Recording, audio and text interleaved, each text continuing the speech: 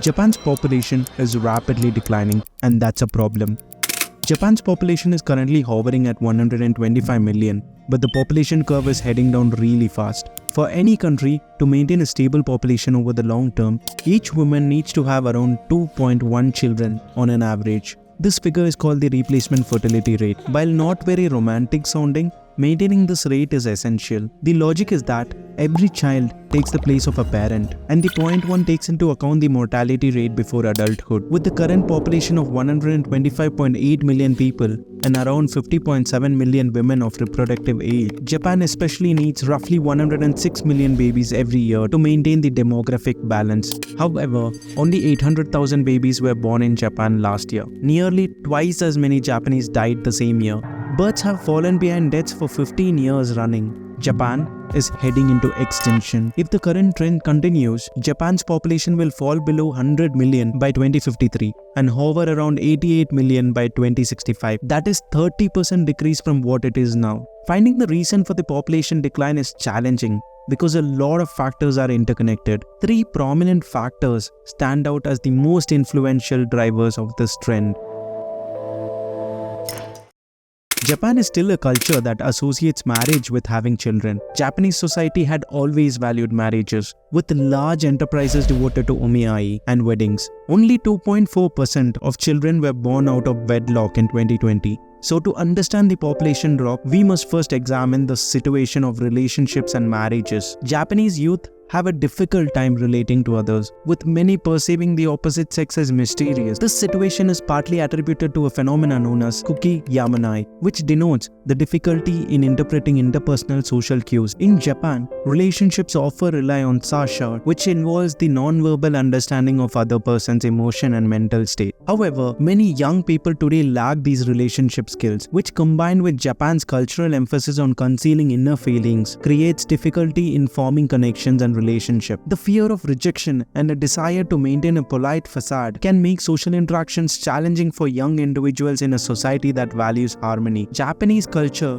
has also evolved accordingly. Marriages peaked above 1.1 million pairs back in 1972. Today, that number is less than 600,000 according to the statistics issued by the Ministry of Health, Labour and Welfare. This is attributed to the decline in the tradition of omiai. Omiai has its roots in the medieval times, when the upper class used it to strengthen their social status through strategically arranged unions. This practice persisted until around 1970, when factors such as increased wealth, urbanization, and greater independence among young people led to a shift towards more natural dating and reduced reliance on parental matchmaking. Nowadays, a significant number of couples meet through their workplace. However, workplace romances are often discouraged due to concerns around their potential impact on work dynamics. Even if someone manages to find a partner despite these challenges, financial considerations pose an additional hurdle.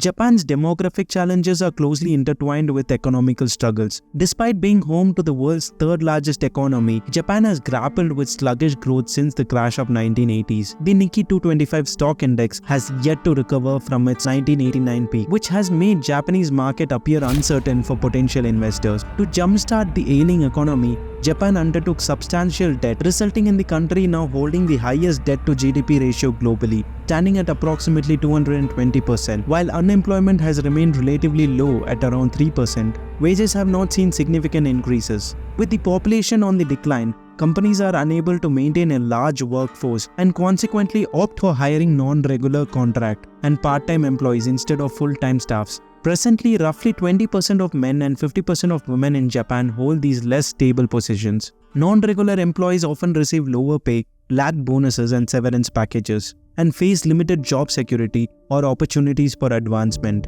For companies, they offer flexibility in terms of numbers and cost savings. However, for the workers themselves, this arrangement leads to job insecurity. This economical instability poses challenges for young individuals in achieving financial security and contemplating starting families. Surveys indicate that financial concerns are primary reasons cited by young Japanese for not pursuing relationship and parenthood. Majority of Japanese individuals do not seriously contemplate marriages until their annual income reaches approximately $60,000. If they plan to have children, this threshold rises to $70,000. However, only 20% of employees succeed in surpassing the $60,000 mark, with mere 2% achieving this milestone in their 20s and 15% overall. According to these traditional standards, only 3 out of 20 Japanese individuals find themselves in a financial position considered sufficient for marriage. Paired with this is the aging population crisis. When we look at a population pyramid that illustrates age distribution,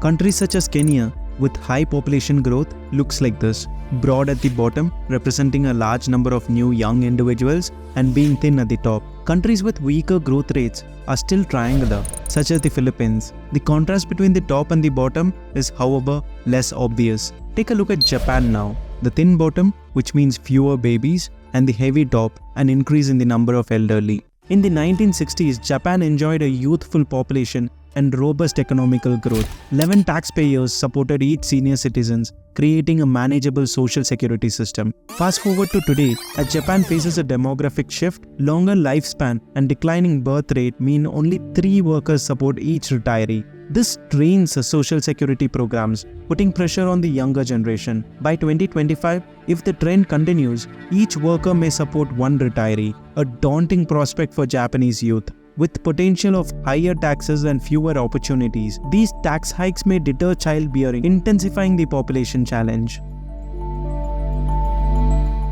Throughout Japanese history, the concept of the household, referred to as the ie, played a central role in shaping the lives of both men and women. Men were entrusted with the external matters such as income, societal status, politics and honor. In contrast, women were responsible for managing the internal realm, which included family finances, child rearing, marriage, and upholding the family's honor. This historical dynamic, while undergoing transformation, continues to exert its influence on modern Japan. Even in contemporary Japan, traces of this traditional household structure persist. Mothers who dare to take parental leave often encounters ostracism from the co-workers who must shoulder the additional workload. Taking leave for motherhood is sometimes interpreted as a lack of commitment to one's career, while returning to work may be seen as neglecting their newfound role as mothers. This situation represents a modern twist on the age-old conflict between the honor associated with external careers and the internal responsibilities of being a mother. For women pursuing careers with enthusiasm, the pressure to perform parallels that experienced by their male counterpart. They are expected to dedicate 10 to 15 hours each day to their jobs, and deviating from this norm to attend to their children can result in penalties. These demanding work hours contribute significantly to Japan's societal challenges. Many Japanese women aspiring to strike a balance between their careers and motherhood find themselves ill-prepared for the demanding role of being a mother. Husbands often provide limited support, compounding the challenges women face. Although progress has been made in encouraging more involved fatherhood, traditional gender roles still hold sway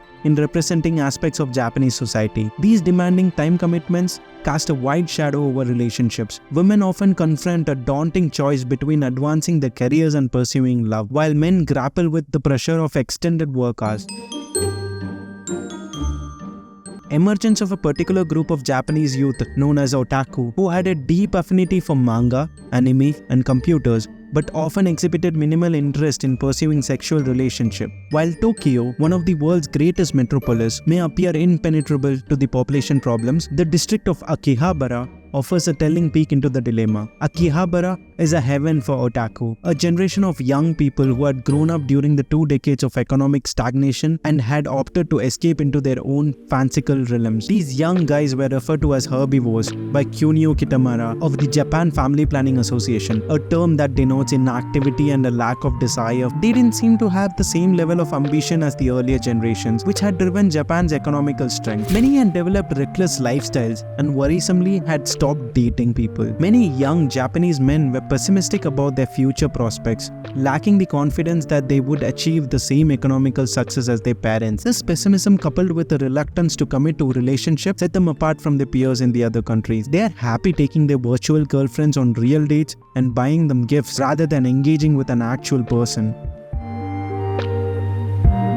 The 1990s saw the start of attempts to solve this problem, but expectations have not kept up with the drop. The administration of Prime Minister Fumio Kishida now intends to spend a sizable sum, roughly 4% of Japan's GDP, to promote more births and assist young couples. There are steps being taken to raise child allowances, eradicate child abuse and poverty, promote paternity leave, and improve preschool facilities. Critics, though, continue to be skeptical, pointing to earlier attempts to increase birth rates that failed. The possibility of addressing population decline through immigration is met with resistance. Despite the increase of foreign residents, many believe Japan needs a broader societal conversation to define its future in the face of demographic challenges. So how badly do we have to fuck up to be so far away from humanity, to push humans to a limit which far surpasses what biology can bear and render them incapable of fulfilling their very basic needs of a social life? Please subscribe before you go extinct.